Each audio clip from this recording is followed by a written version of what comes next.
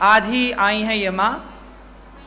और गौरी गोपाल आश्रम में क्यों आई, क्या कारण है, घर में कौन कौन है और कौन इन्हें लेकर आया है, आज मैं सबसे परिचय कराऊं आप सबका। मैया कहाँ से आई हो मेरी माँ? मैं पुटन बेगन के कहाँ से मेरी माँ? के गोटो पकेट अभी इधर थोड़ा से अब हो रहा है ये अभी एक हाँ पकड़ इंचो एक आठ पेमेंट एक देया बोली देरा नागपुर से आई है। नागपुर से आए। नागपुर। आप कौन है? इनके माइक पास में लो। ये मेरे यहाँ किराएदार रहती थी। ये आपके यहाँ किराए से रहती थी हो। ये मेरे हमारे कोई नहीं है, इंसाइट के नाते उनको लेके आए। उन मेरे पीछे लगे, वो तुम्हारा साधना टीवी देखती थी। उन्होंने बोले मेरा बच्चा मेरे को मिल गया, मेरे को बच्चे की तरफ लेके चलो। माइक पास में लो। हाँ। तो आप इनकी सेवा आप ही करते थे अभी तक? नहीं, वो उनकी सेवा वो ही करती थी। ये अपना खुद काम करती थी? हाँ, अपना खुद काम करती थी। तो अभी मैया का दिमाग का संतुलन ठीक है कि नहीं? नहीं, संतुलन ठीक है, लेकिन वो अभी चिड़चिड़ कर रही, पैसा नहीं, कुछ नहीं, अदला नहीं, तो चिड़चिड़ करती वो। और वो अपना जो तो मैया के बेटा कहाँ है? बेटा मर गया और वो बेटी भी मर गई। तो बेटी भी नहीं है और बेटा भी नहीं है? नहीं, बेटा पत्रकार था, वो भी मर गया एक्सीडेंट से। और बेटी के यहाँ पे आतड़ी खराब हो गई थी, तो वो उनसे मर गई वो। अच्छा। हाँ। और फिर पति तो कोरोना में मर गया। अच्छा। तो अब मैया का फिर ससुराल पक्ष का कोई नहीं है? कोई नहीं। भाई भतीजा? कोई नहीं। जेठ के बच्चे? कोई नहीं। वो भाई है एक, तो उनका वो कभी आए नहीं। 6 साल। आपके घर में कितने साल से मैया किराए? 7 साल से रह रही वो। 7? हाँ, 7 साल 7। तो तब से वो कोई उनका रिश्तेदार कोई मिलने के लिए नहीं आए। तो 7 साल से आपने सेवा इनको अपने घर पे रखा आपने किराए से? लड़की आती थी उनकी, उनका घर के पैसा खर्चा, किराया का पैसा देती थी वो लड़की। अच्छा। वो भी मर गई, 2 साल हो गए। बेटी माँ का किराया चुकाती थी? हाँ। तो वो बेटी भी चल बसी? और चल बसी, किराया वो इनका खर्चा पूरा वो करती थी वो। तो फिर आप इनको लेके यहाँ आए? हाँ। तो ये मैया से यहाँ रहने के हमने कोई पैसे तो नहीं लिए? नहीं। यहाँ का कोई पैसा तो नहीं लगा? कुछ नहीं, किसने पैसा मांगा नहीं। तो आप ये मैया की कुछ दिन सेवा आप ही कर लेते हैं? नहीं, अभी क्या इनकी जो है ना हड्डी भी टूट गई, इनका जमता नहीं, मेरा भी बुढ़ापा है, तो हम क्या करेंगे। तो आप मैया के पड़ोसी हैं? हाँ, पड़ोसी यानी हाँ पड़ोसी बोलो। ये मैया हैं, इनके बेटा नहीं है, बेटी नहीं है, पति नहीं है। जिस घर में ये किराए से रहती थी भैया ये मकान मालिक हैं। बेटी इनकी ख़त्म हो गई तो किराया कौन दे? तो अब मकान मालिक का किराया भी देने की स्थिति माँ की नहीं थी, तो मैया गौरी गोपाल आश्रम में आई हैं। ये माँ बताओ ज़रूरतमंद है या नहीं? जोर से देखिए, जब दुख आता है तो चारों तरफ से आता है। जो बेटी बेचारी खर्चा उठाती थी वो भी चल बसी, और अब माँ हो गई बिल्कुल अकेली। अब कितना दुख माँ ने उठाया जीवन में, उस दुख उस चिंता के कारण अब माँ का देखो क्या बोलें और क्या ना बोलें, कुछ समझ नहीं आता। मैया बात कराओ मैया से। मैया आप यहाँ गौरी गोपाल कथा पहले सुनती थी? यहाँ के बारे में जानती? नहीं जी, पहली बार। आप नहीं जानती थी? कैसे? घर में देखी ना, वहाँ फिलहाल था वो टीवी पे देखती थी वो सब देखी मैंने। कितने साल की हो मैया आप? उम्र क्या है आपकी? मैं 60 वो फुट बोली। हाँ 66 ज़्यादा है, छोटी बोली ना 66।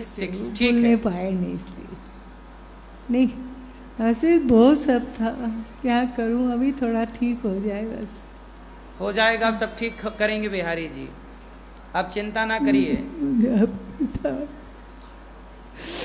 अब मत रो मैया, आपका बेटा ये अनिरुद्ध है, अब हम आपके बेटा बेटी सब लोग बन के सेवा करेंगे, ठीक है मैया? मत रो आप, अब आपके बेटा हम हैं, ठीक हैं? भैया जी भैया, तो आप हमें बेटे के रूप में स्वीकार करेंगी ना? जरूर जरूर। देखो, यही है मानव जाति की सेवा।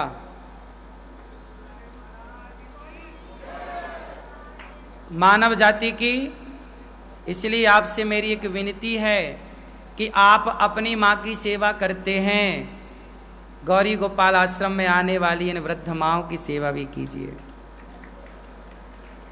तो देखिए, गौरी गोपाल आश्रम में इन वृद्ध माँओं की सेवा होती है।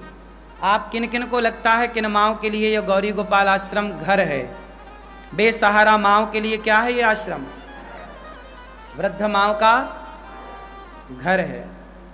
तो बस मेरी एक छोटी सी प्रार्थना है कि जब आप भोजन किया करें तो आप ये जरूर देखा करें कि गौरी गोपाल आश्रम में आपकी भी एक वृद्ध माँ हैं, जिससे आप ही भोजन देंगे, आप ही उसे रोटी की व्यवस्था करेंगे। तो आपसे मेरी प्रार्थना है, माँ, जब आप अपनी वृद्ध माँ के, आपकी माँ का आप श्राद्ध कर रहे हैं, पिंडदान कर रहे हैं, तो वो माँ को कब मिलेगा? जब हमारी गौरी गोपाल आश्रम की माँओं की आप सेवा करेंगे तो निश्चित उन तक पहुँचेगा। इन माँओं के लिए ये आश्रम का निर्माण चल रहा है। आप भी एक कमरा फिनिशिंग करा के आप भी वृद्ध माँओं को समर्पित कर सकते हैं, आप भी दे सकते हैं। तो आप भी एक कमरे का सहयोग कर सकते हैं माताओं के लिए कि मैं एक कमरा बनवा के दूंगी माँओं को, या एक कमरा बनवा के दूंगा। एक कमरे की आप छत डलवाएं या फिर एक कमरे की फिनिशिंग आप करा सकते हैं। देखो, आश्रम बन रहा है किसके लिए? आज इस आश्रम में कौन रह रहा है? वृद्ध माएँ। किसके लिए बन रहा है? वृद्ध माँओं के लिए। और कौन सी माँ? ऐसी माँ जिनके अपनों ने, अब कोई है नहीं अपने, ना बेटा है ना बेटी है, कोई नहीं है। ये तो भैया ने सोचा कि चलो गौरी गोपाल ले आए, नहीं तो मैया कहाँ जाती, कौन सेवा करता, कहाँ जाती। अब तो ये मैया रोटी बना के खाने की भी स्थिति में नहीं है कि अपना खुद भोजन बना सकें, हैं स्थिति में अपना भोजन भी नहीं बना सकती, तो कहाँ से ये आटा लाएंगी, कहाँ से ये चावल खरीदेंगी, और कहाँ से ये जुगाड़ व्यवस्था करेंगी, नमक मिर्ची मसाला खरीदेंगी। अब हम लोगों के होते हुए हमारी वृद्ध माँओं को दुखी ना रहना पड़े। आप जितने लोग यहाँ बैठे हैं, आपसे मेरी बस यही प्रार्थना हो, जो टीवी पे सुन रहे हैं, कि गौरी गोपाल आश्रम की माँओं को अपनी माता मानकर आओ, मानव जाति की सेवा करते हैं, और इनकी सेवा से ही भगवान प्रसन्न होंगे।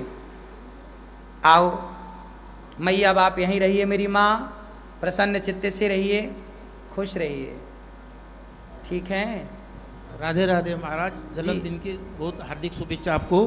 धन्यवाद, बस थैंक यू। तो आप अपना ध्यान रखिएगा, और ये मैया यहाँ सुरक्षित रहेंगी।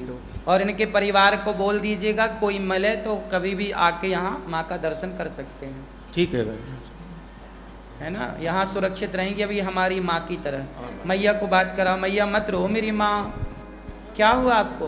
नो ना, मैं खुश पे मार रही हूँ, खुश पे मार रही हूँ, खुश ले रही हूँ। अच्छा, खुश आपको अच्छा लग रहा है? बहुत, मुझे बहुत अच्छा लगा, बहुत, जो आपने बोले बात थी, बहुत अच्छा लगा।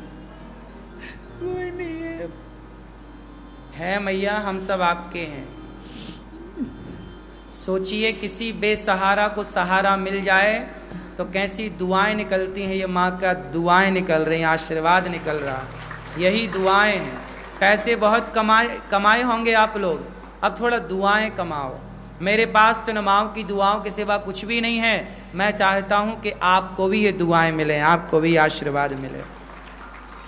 खूब पैसा कमाना मेरे दोस्तों, खूब पैसा, और पैसा कमा के उस कमाई का कुछ हिस्सा 2%, 1%, 5% इन वृद्ध माँओं तक पहुँचाइए, क्योंकि आप सबके सहयोग से यहाँ गौरी गोपाल आश्रम में इतनी बड़ी व्यवस्था चल रही है। आप लोग सहयोग करना बंद कर देंगे तो इन माँओं को भोजन कैसे मिलेगा? तो आप ये सोचिए कि आपके घर में यदि चूल्हा जल रहा है तो गौरी गोपाल आश्रम में भी वृद्ध माँओं के लिए चूल्हा जलता रहे, और वो तब जलता रहेगा जब आपका सहयोग गौरी गोपाल की तरफ पहुंचता रहेगा। आपकी आधे घंटे की कमाई, 10 मिनट की कमाई का हिस्सा इन माँओं तक, क्या ये आपकी माँ नहीं है? अब सोचो ये माँ, ये हम सबकी तो माँ है ना, हम सबकी तो जिम्मेदारी है। और मेरा कोई बिजनेस तो है नहीं, व्यापार तो है नहीं, आप सबसे भिक्षा मांग के सब कार्य हो रहा है, तो जरूर सहयोग की।